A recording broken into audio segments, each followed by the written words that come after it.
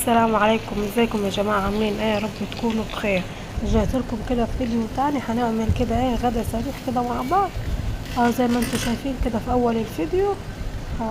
هنحمر كده جبنه رز.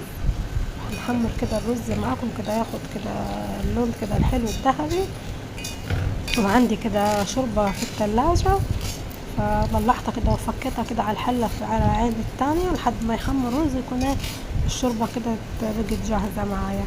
وجبنا كده كيس ستريبس اهو زي ما انتم شايفين كده، ولعنا كده على الزيت وبحمر كده فيه، والرز جنبي بيستوي.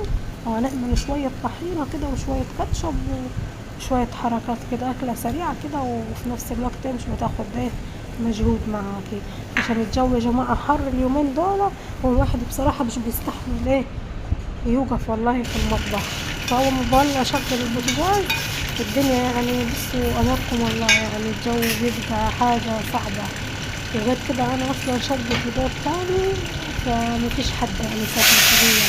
الشمس ايه واخدة حقها يعني معانا. فربنا يرحمنا برحمته الواسعة والله يا جماعة. وادي كده شايفين محمر الرز كده واخد كده اللون كده الحلو كده معانا.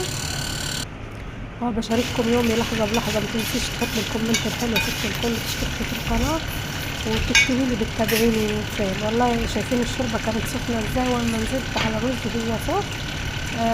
كده الحمد لله ان البخار ما مسحش ايدي، ربنا بيسترها.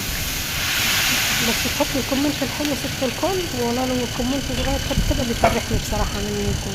وادي هنا عاملنا شوية كده كاتشب، وعملت شوية طحينة كده جنبيهم. وادي كده الستريبس ده نوعه وطعمه تحفة يعني. بصي كأنه طازة دلوقتي انتي عاملاه. والفراخ من جوا كده ابيض ونضيف وحلو بصراحة. بحب اجيب على طول النوع ده، اللي عاوز النوع يكتب لي واقول له الطريقة.